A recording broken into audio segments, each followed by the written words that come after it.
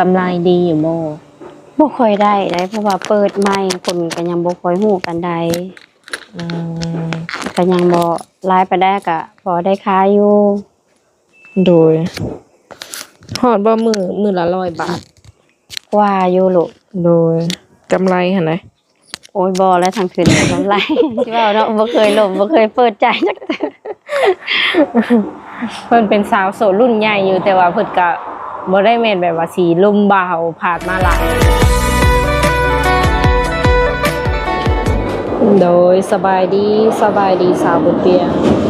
สาวลาวสบายดี FC บ่ทุกคนเด้อยินดีต้อนรับทุกคนเข้าสู่ช่อง YouTube ของสาวบุญเปียงสาวลาวเนาะทุกคนมาพบกับสาวบุญเปียงในมื้อนี้ก็อยู่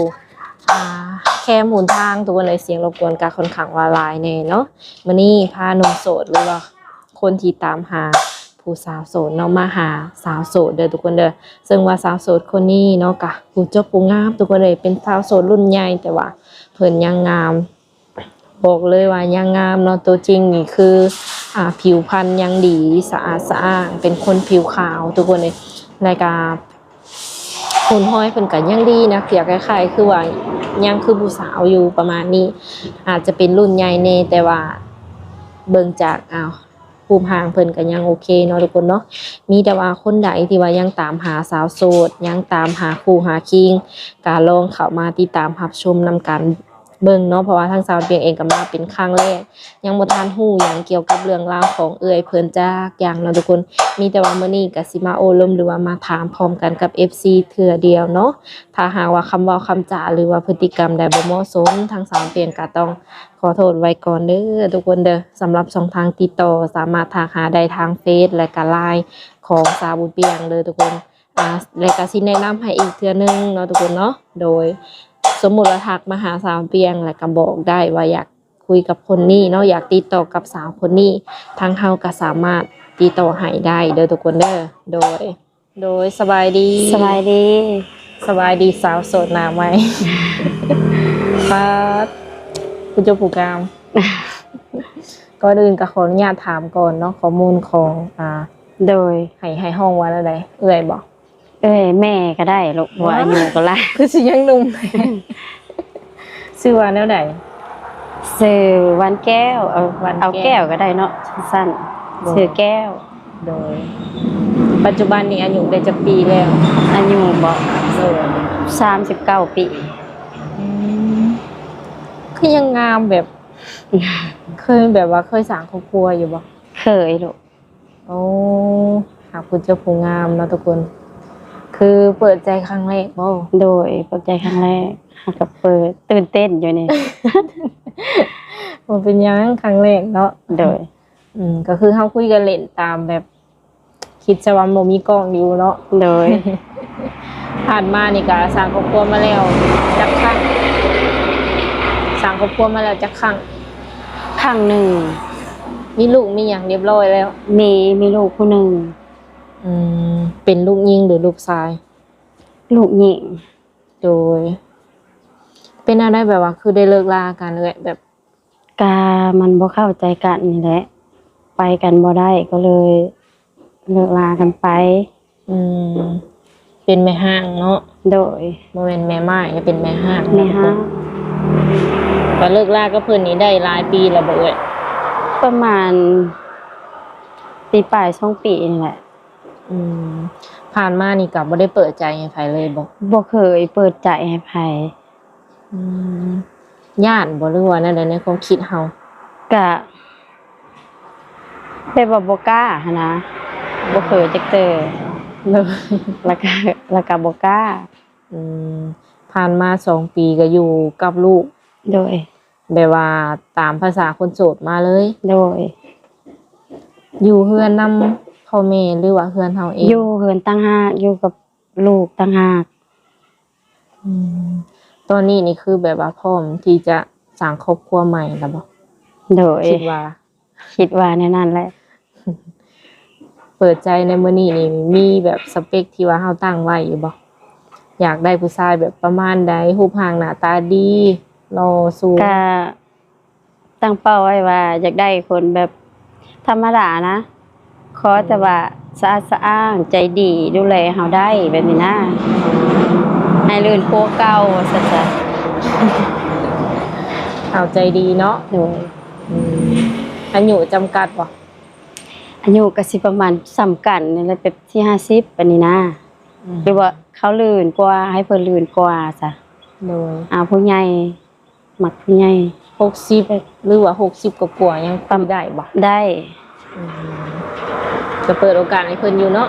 โดย 60กว่าๆนี่บางเทื่อก็มีเนาะเพิ่นที่หนุ่มที่ว่าเพิ่นยังโสดอยู่นะเพิ่นก็หาแบบว่าคู่คิงคือกันผ่านมานี่เคยไปหาเงินหาคำอยู่เมืองไทยบ่ บ่เคยจักเธอบ่เคยไปไทย เฮ็ดหยังซะอยู่บ้าน อยู่บ้านนะปัจจุบันนี้น่ะขายแบบขายจามเอ็นขายปิ้งนะขายส้มตำ เป็นแม่ค้าบ่ อาศัยขายน้ำร้านบ่มีห้านของตัวเอง โอ้ อาศัยว่าร้านเขาเปิดห้านแล้วมาขอขายเป็นสินะ โดยก็อยากได้ห้านเป็นของตัวเองหั้นนะมาหากันยังบ่ได้อาศัยขายน้ำเพิ่น ดินดอนตอนหย่าสมมุติว่ามีเงินทุนมาเปิดสักก้อนหนึงแล้วมีแบบว่าดินดอนตอนหย่าเรียบร้อยบ่ บ่มีดินนะคะขอตั้งแม่ได้อยู่ โดย ขอคันมีห้านเป็นของตัวเองนะมีเงินมีทองเฮ็ดนะก็ขอตั้งน้ำเพิ่นได้อยู่ แคมทางเลยบ่ โดย พอได้ทำมาค้าขายหาแบบ โดย เลี้ยงชีพเนาะ โดย ขาดคนดูแลซัพพอร์ตตอนนี้เนาะทุกคน ขาดบ่มีไผเลยบ่เคยเปิดใจแล้วก็บ่ตั้งแต่เลิกกับโพหมาก็ยังบ่ได้เคยลงกับไผ บ่ได้ไปแบบว่าไปหาหลินหาหยังบ่ในระหว่างที่ว่าเฮาโสดแบบไปหาหลิน บ่ค่อยได้ไปได้ส่วนหลายสิอยู่ในเหินเลี้ยงเป็ดเลี้ยงไก่สินะอันหากลับมาขายน้ำร้านนี่ได้ประมาณ2เดือนนี่แหละขายเครื่องนี่ก็ โดยโสดนี่ก็แบบว่าบ่ได้มักเล่นมักเที่ยวกลางค่ำกลางคืนเนาะ บ่เคยไปซ้ำ บ่เคยไปลิ้นคือเพิ่นว่าไปข้างๆมันคือจะนั่นอยู่นี่หั้นนะ แม่นเผื่อว่าเฮาไปลิ้นแล้วเฮาสิรู้สึกดีหรือว่ารู้สึกแบบว่าบ่เหงาหั่นน่ะเนาะ แม่นคันได้ไปก็สิแบบนั้นแหละ หากบ่ไป บ่ได้ไปบ่มีโอกาสสิได้ไป เออ เพิ่นเป็นแบบว่าผู้หญิงที่บ่มักเล่นมักเที่ยวเนาะทุก โด คน ย เพิ่นอยู่เฮือน แต่ถามว่ามีงานมีการก็ไปได้อยู่บ่ ไปงานวันงานดองค่ะไป โดยโดนออกงานก็ได้อยู่เนาะ ได้ ได้อยู่ทุกคนเลยในที่นี่นี่มักผู้บ่าวทางใดเป็นพิเศษบ่ กะ อยากได้กะทางไก่แน่แล้วคันว่าได้นะ โดยมักทางไกลนี่เป็นพิเศษได้ใหญ่ โดยมักได้ว่าคนลาวก็ได้คะแนนว่าแบบอยู่ไกลแบบอยู่แบบต่างประเทศสินะ โดย คันว่าได้ ว่าบ่สร้างบางทีเนื้อคู่เฮาอยู่ไกลเนาะ โดย หากแต่คนใกล้นี่ก็เปิดโอกาสให้คือกันอยู่บ่ ไทยคือกัน โดยลาวไทยต่างประเทศก็ได้คือกันเนาะ โดย หากพิเศษก็อยู่ไกลๆแน่เพิ่นว่าทุกคนหากก็มีสิทธิ์คือกันเด้อเข้ามาคุยได้ถ้าว่าผู้เบาอยากทักมาเล่นน้ำเลยสั่งแบบสีให้แบบแจกหยังให้เพิ่นลาย โทรก็สิแจกหลายนั่นแหละคันว่ามีคนมาคุยหยังกะ โดย เล่นลายอยู่เนาะ โดย เฟซนี่บ่ค่อยได้เล่นบ่ บ่ค่อยได้ลิ้นแล้วเพราะว่าคล้ายเครื่องแน่แล้วก็บ่ค่อยมีเวลา ถ้าสมมุติว่าเพิ่นอยากทักมาเล่นน้ำเฮานี่เพิ่นต้องทักมาช่วงใดแบบ ตอนกลางคืนก็ได้ เพราะว่าว่างจากขายเครื่องขายของเฮ็ดเวยกเฮ็ดงานอยู่บ้านอยู่เหินนะ ปิดจังโมงอ่ะนะเอ้ย ก็แล้วแต่บางทีก็6โมงทีก็5โมงแล้วแต่ลูกค้ามานะ 6โมง5โมงเนาะ โดย แต่ก็บ่ดึกปานใดอันนี้เนาะ โดยบ่ดึกปานใด ยังมีเวลาที่ว่าคุยกับผู้ว่าผู้แพ้หรือว่าน้ำนมอยู่เนาะ โดย ความรู้สึกแบบบ่ได้คุยกับไผผ่านมา2 ปีแบบถ้าจะมาเริ่มคุยนี่แบบว่าสิ สิกล้าคุยอยู่บ่คิด ก็ ว่า กล้าแน่บ่กล้าแน่ก็เซ็งแหละมันดนแล้วก็สิลองคุยเบิ่งอะนะลองลงเบิ่งว่าสิมี โดย แบบใครเข้าใจเฮาบ่แบบนี้นะ ลองเบิ่งเนาะ โดยลองเบิ่ง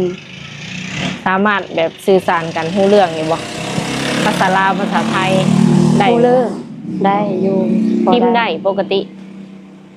ภาษา พิมพ์ ไท อาย จจะบ่ถนัดบ่ค่อยถนัดกับหนังสือ เพราะว่าต้องส่งเสียงแบบนี้นะ เออโดยส่งเสียงเอาจังได้เนาะ โดย หรือว่าโทรก็สะดวกรับสายเพิ่นอยู่บ่ ถ้าตอนกลางคืนนี่ก็สิสะดวกหลายมีเวลาหลายอยู่ อืม แต่ว่ากลางเว้นนี่คล้ายเครื่องเนาะบางทีเราก็บ่ฮู้ลูกค้ามันสิมาตอนใดหั้นนะ โดยขายเครื่องแต่ละมื้อก็ได้แบบกำไรดีอยู่บ่ บ่ค่อยได้เพราะว่าเปิดใหม่คนก็ยังบ่ค่อยฮู้ปานใด อืม ก็ยังบ่หลายปานใดก็พอได้ขายอยู่ โดยฮอดบ่มื้อละ100 บาท กว่าอยู่ลูก โดยกำไรหั่นน่ะ โอ้ยบ่แล้วทางคืนกำไร ทั้งทุนทั้งกำไรแหละประมาณ100กว่าบาท โดย100กว่า200ประมาณนี้นะ แต่ละมื้อ มันก็พอได้แบบ มันกุ้มอยู่บ่เอาง่ายๆก็กุ้มอยู่กุ้มกิน มันก็บ่ค่อยกุ้มใด เออ ของก็แพงซุมื้อนี้หั้นนะ แม่น แบบไปซื้อสมมุติว่าขายมื้อนี้ได้ส่ำนั้นเนาะบัดไปซื้อข้าวหามันเป็นหลายกว่าหันอีกหั้นนะ แล้วก็เลยแบบกุ้มบ่กุ้มก็เอาไปเรื่อยๆหั้นนะจนเท่าที่ว่ามันบ่มีเลยก็หยุดนะ คือความหมายว่าเฮ็ดไปก่อนนะเนาะ โดยเฮาก็เพิ่งจะขายเด้แล้วก็บ่ฮู้ว่าเพราะว่านานไปสิมีคนบ่หั้นนะแต่นี่มันก็ยังบ่มีรายปานใด โดย มันฮะเริ่มขายเด้ เริ่มขายได้2 เดือน โดย เริ่มมีแบบว่าลูกค้าหน้าใหม่เข้ามาเรื่อยๆ มีอยู่ บ่ มีอยู่กับบ่หลายประมาณ 2-3หลายนี่แหละ อืมยังใหม่อยู่เด้เนาะทุกค โด น ย ในที่นี่ถามว่าแบบเพิ่นเห็นคลิปเนาะเพิ่นเห็นคลิปที่ว่าเฮามาสัมภาษณ์ไอ้นะในถามว่าเพิ่นอยากมาเห็นตัวจริง อยากมาเบิ่งเจ้าแบบเห็นหน้ากันนี่นะ ก็ มาได้ คุยกันโดนๆฮู้แบบรู้จักกันแบบเข้าใจกันก่อนแล้วก็มาได้ อ๋อ ถ้าสิเห็นคลิปแล้วมาเลยนี่มันยังบ่ได้ บ่ได้บ่ทันได้แบบ บ่ทันเข้าใจกันแล้วก็บ่ทันได้คุยกันยังแบบนะบ่ได้เข้าใจกันนะประมาณ อยากทำความรู้จักกันก่อนเนาะ โดย แล้วจังนัดเจอกันก็ได้ โด สิ ย บ่ ได้ มาปุ๊บๆปั๊บๆย่านเฮ็ดโตบ่ถูกบ่ ก็บ่ว่า เด้อ ต้องเข้าใจกันต้องแบบ แม่น บ่จักสิเว้าเนาะบ่เคยล้มบ่เคยเปิดใจจักเทื่อ เพิ่นเป็นสาวโสดรุ่นใหญ่อยู่แต่ว่าเพิ่นก็บ่ได้แม่นแบบว่าสีลุ่มบ่าวผ่านมาหลายเนาะทุกคนก็คือมีพ่อของลูกคนเดียวนั่นแหละก็แล้วเลยบ่ โดย อันนั้นเป็นฮักครั้งแรกแล้วก็ฮักครั้งสุดท้าย โดย อืมพิลึกเนาะ แบบเฮาบ่เหงาเลย อยู่ บ่ ไปก็แบบอยู่กับลูกกับเลี้ยงสัตว์ซาว่าสิ่งไปก็พออยู่หั้นนะแบบพออยู่ไปแต่ละมื้อ โอ้ ก็พอได้โอกาสก็อยากเปิดเบิ่งหั้นนะหมู่เขาก็ว่าเปิดเบิ่งดูสินะ โดยแม่ บางทีสิมีคนเว้าคนหลมแบบนี้ อืม ก็เลยลองเบิ่ง หากเมื่อก่อนนี่ก็บ่เคยคิดที่จะแบบอยากคุยกับไผเลย บ่ เนาะ เคยอยู่กับลูกแบบอยู่ไปวันๆสินะ แม่นหักมีคู่นี่ก็ดีกว่าอยู่คนเดียวเลยเนาะทางเราคิดว่ามันน่ะจะดีกว่าพอได้มีคนปรึกษาเนาะ โดย เวลาที่ว่าเฮาทุกข์ใจก็ยังมีที่พึ่งที่หยังจังซี่นะคือว่าตอนนี้ก็เฮาก็มีที่พึ่งอยู่บ่เลยเวลาเฮาทุกข์ใจอยากปรึกษานั่นนี่ก็มีอยู่บ่ ก็ปรึกษาแบบพ่อแม่อ้ายน้องสินะแบบมีปัญหาหยัง อืม ก็สิคอยปรึกษากับเขา โดย นอกจากขายเครื่องแล้วก็เฮ็ดไร่เฮ็ดนาอยู่บ่ เฮ็ดหมาเฮ็ดทุกปี เออไปพาเฮาเฮ็ดซะ ถ้าเฮ็ดบ่ก็ โดย ล้าน หลน หาข้าวไทยเขายังให้แบบหาข้าวหวานเขาหั่นนะ โดย หน้าก็บ่ลายเฮ็ดแป๊บเดียวก็แล้ว เฮานี่ก็เป็นคนดำเนาะ โดยเป็นคนดำ เบิ่งทรงแบบว่าทางเจ้านี่สิเป็นคนใจเย็นเนาะ ใจเย็นบ่ กะเย็นอยู่ ธรรมดา มักอยู่บ่แหละผู้ชายใจเย็น กะเย็นเป็นบางเรื่องกะคันเย็นเอเวเอ็กกะแบบว่าเย็นร้ายกะบ่ทันกินนะ กะเอาประมาณพอดี โดย ได้แบบนั้น เอาพอดีเนาะปรับตัวทุกๆสถานการณ์เนาะ โดย พอได้พาเฮาสร้างเฮาสา แม่น อยากได้คนที่ว่าเพิ่นมาอยู่นำเฮาบ่หรือว่าเฮานี่สามารถไปอยู่นำเพิ่นก็ได้ ได้คือกัน แนวใดก็ได้ ในไรก็ได้